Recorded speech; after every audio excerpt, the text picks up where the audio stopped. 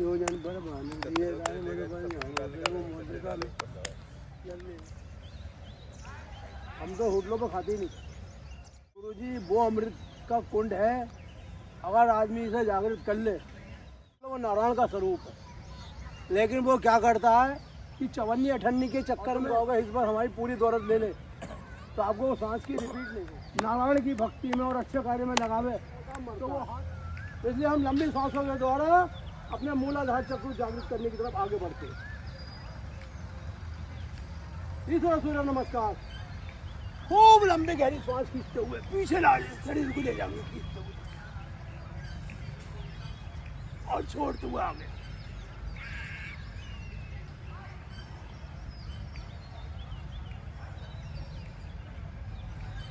दोनों नाड़ियाँ एक रूप में चलने लगेंगी, नहीं तो नाड़ी कभी कोई सी बंद है कभी कोई सी बंद है। और नाड़ी बंद होने के कारण ही शरीर के अंदर बात और कफ और पित्त बिगड़ता और बनता रहता है। उल्टा पैर पीछे, सीधा पैर ऐसे बैठ देते वो ऊपर की तरफ।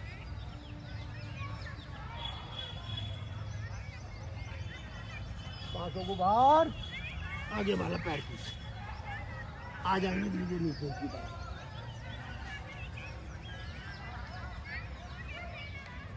लंबी गहरी सांस। जितना आप नाभि को ऊपर उठा लोगे उतना ही रीढ़ की हड्डी आपकी मजबूत हो जाएगी। कोई भी L1, L2, L4, L5 कोई अपनी जगह से नहीं हटेगी। आ जाइए बाप से।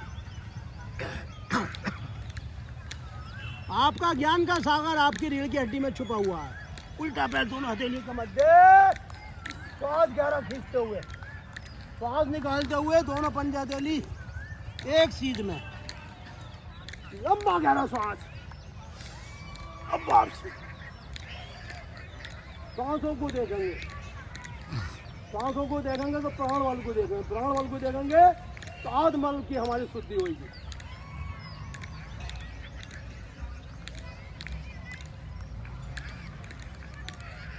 शांति नहीं है। जब सांसें उल्टी सीधी लोगे तो मन को कभी शांति मिलेगी नहीं जीवन में। मन भटकेगा, कभी दाएं कभी बाएं, कभी ऊपर कभी नीचे, कभी खाने में कभी सोने में, कभी रोने में कभी रोग में। मन का काम ही है भ्रमण कराते रहना मनुष्य को।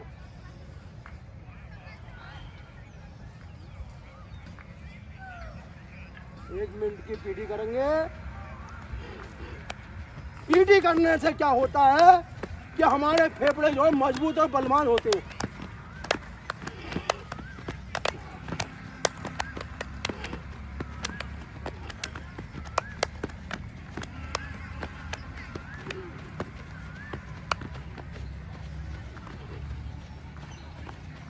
शरीर पे कोई लोड नहीं पड़ेगा, हल्का हो जाएगा। फूल की तरह आपका जो है शरीर हिल जाएगा। रुक जाएंगे और लेट जाएंगे धीरे धीरे नीचे की तरफ। अब हमारी यात्रा हो रही है शुरू। प्राण शरीर के प्रति, शरीर के 10 इंद्रिय के प्रति। पैरों से चलेंगे और सिर तक पहुंचेंगे। हाथ बिल्कुल सीधे, हथेली ऊपर की तरफ।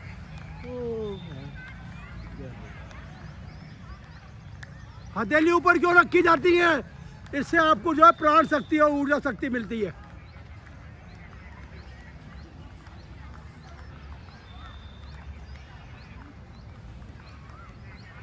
अंगूठे से आएंगे अपने घुटने तक, घुटने से कूल्हे तक, कूल्हे से पेट तक, कमर तक, कमर से कंधों तक, कंधों से कोहनी हाथ, वापसी होते हुए आगे गर्दन पे, मुख के द्वारा, नासिका के द्वारा, आंखों के द्वारा और चोटी पे ध्यान लगाएंगे अपना। क्योंकि हमारा जो भगवान नारायण का मंदिर है, जो धाम है, वो हमारी चोटी है। वहाँ थोड़ा ठहरेंगे।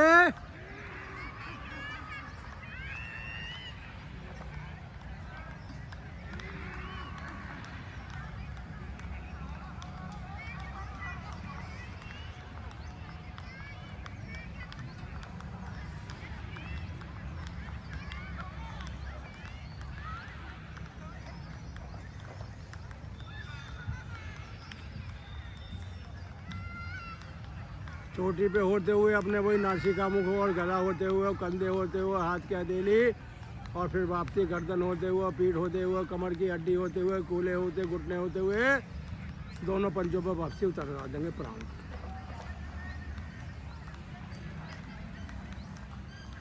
उल्टे हाथ के गड़बड़ लेंगे, उठ जाएंगे। अरे गुरुजी, आपकी चीज लेके उसे कोई परेशान होना है बताओ, आपकी कोई कारण नहीं पाओगे।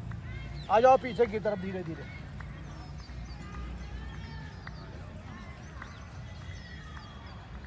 अरे जो ढांचा दिया है ईश्वर ने तुम्हें, इसलिए दिया है कि आपके प्राण शक्ति सुरक्षित बनी रहे इसके अंदर, और आप इस ढांचे को इस्तेमाल ही नहीं कर रहे हो। रोग सही होने का मतलब नहीं, सुनो, रोग का पता ही नहीं कि रोग है क्या ये, भाई इसमें प्रयोग हो रहे हैं। जो एलर्जी का मुरादाबाद का सबसे अच्छा डॉक्टर है, मुझे भी दिखा, हमें पता नहीं चलता। गुजिया खा रहा हूँ, गुजिया खा रहा हूँ। 1 महीना से ना कि एक आध पैकेट यहाँ गुजिया ले आए। गुरुजी, जो किसी का खाने का भूखा, उठाओ तुम लोग और करो कटु पिंडा का आसन।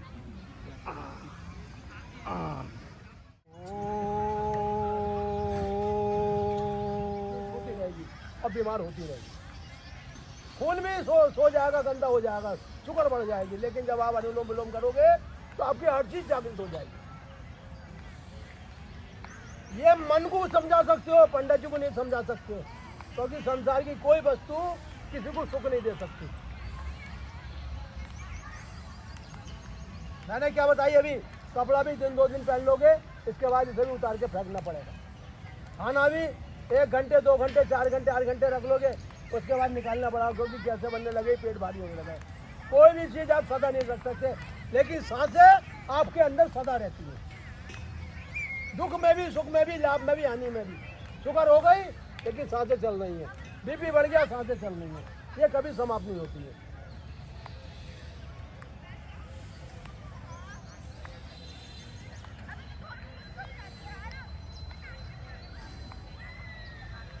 सबसे बड़ा शत्रु है तुम्हारा मन, जो तुम्हें भटका रहा है। इस मन को अधीन करना है तो सांसों को ले और छोड़ो। मन अधीन करने के लिए सांसों का अभ्यास बहुत जरूरी है। चाहे जर्मनी चले जाओ, चाहे इंग्लैंड चले जाओ, चाहे नेपाल चले जाओ, सांसें हर जगह चलनी है आपकी। जब सांसें हर जगह चलनी है तो इन्हें रोज चलाओ, इन्हें 1 मिनट को भी आराम मत लेंगे। सुबह की संध्या करो, दोपहर की संध्या करो, शाम की संध्या करो, त्रिकाल संध्या करोगे तो तीनों नाड़ी आपकी जागृत रहेंगी। अरे क्या करोगे दिन दुनिया में आके, क्या ऐसे खाली हाथ चले जाना है? खाली हाथ नहीं जाना है, हमें सांस होके साथ जाना है और नारायण के धाम जाना है।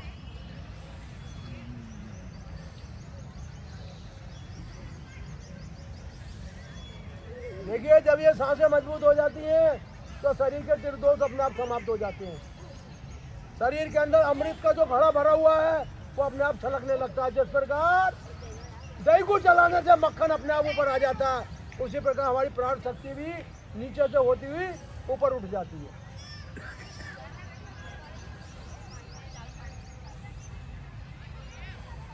तभी तो ईश्वर ने जब मनुष्य शरीर दिया था तो सूक्ष्म शरीर दिया, स्थूल शरीर दिया, उसके बाद 5 प्राण दिए, जिससे शरीर के अंदर कोई बीमारी ना आए। अगर आपका एक प्राण बल भी खत्म हो गया शरीर में से तो शरीर के अंदर बीमारी खत्म नहीं हो सकती। तभी तो हम यज्ञ करते हैं, क्या कहते हैं, ओम अपानाय सोम प्राणाय स्वा, ओम उदानाय सोम व्यानाय सोम समा। इन 5 प्राणों का रोज ध्यान करा जाता है, क्योंकि ये हमारे शरीर में बात करते हैं।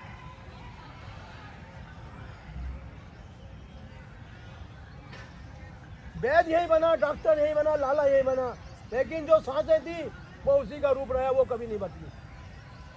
ब्राह्मण यही बना, वैश्य यही बना, क्षत्रिय यही बना, शूद्र नहीं बना, लेकिन सांसें सब में बराबर चली। स्त्री यही बनी, पुरुष यही बनी, बालक यही बना, जीव जंतु, लेकिन सांस में सब, सांसें सबकी बराबर चली।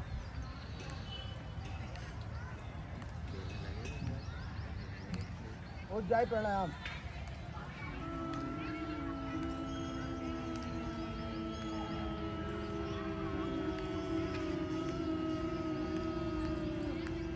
उज्जाई करने से कभी शुगर नहीं बढ़ेगी बॉडी के अंदर, क्योंकि इसका रक्त की शुद्धि होती है। इसका नाम है उज्जाई, ऊर्जा देने वाला शरीर को प्राणायाम उज्जाई।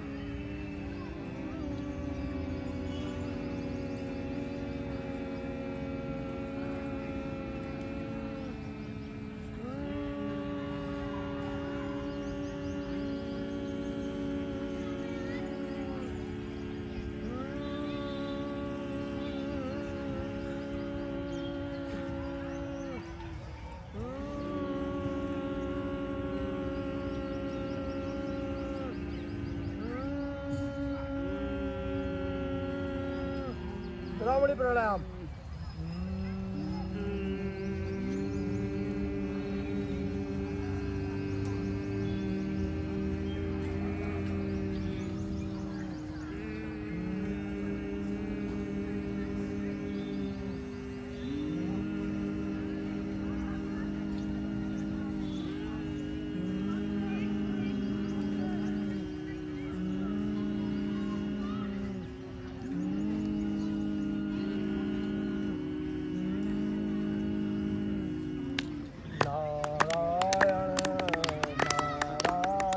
गुरुवर नारायण नारायण नारायण, हरि ओम हरि ओम हरि ओम हरि ओम।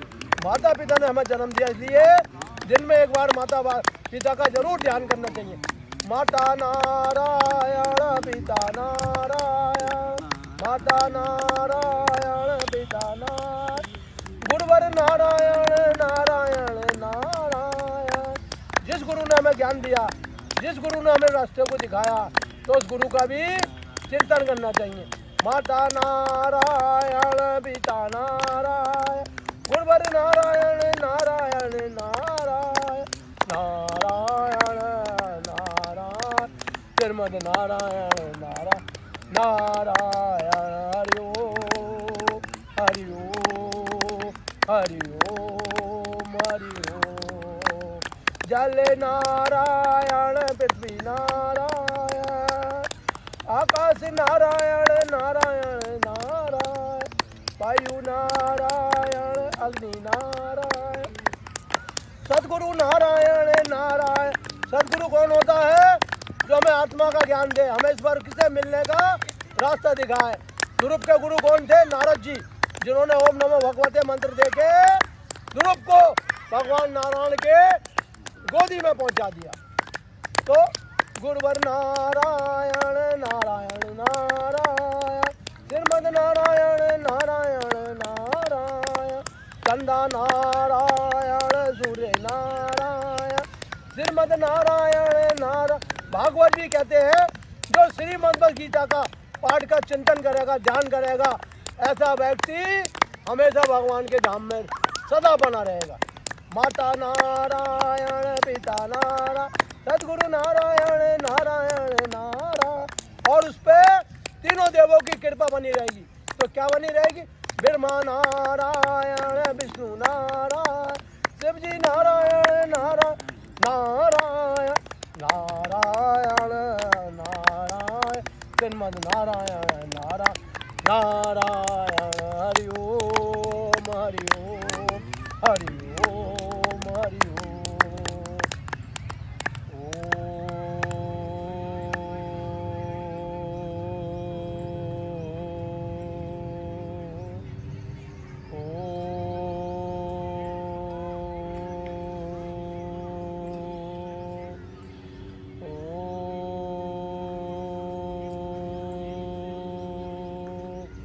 ओम दियो शांति, अंतरिक्षम शांति, शांति रापा शांति, रोषे शांति, बनकर शांति, विश्वदेवा शांति, ब्रह्मा शांति, सर्वम शांति, शांति रे श्यामा शांति रेदी, ओम शांति शांति शांति। आज का जो प्रोग्राम यही समाप्त होता है। कल फिर इसी जगह आप लोगों से मिला जाएगा।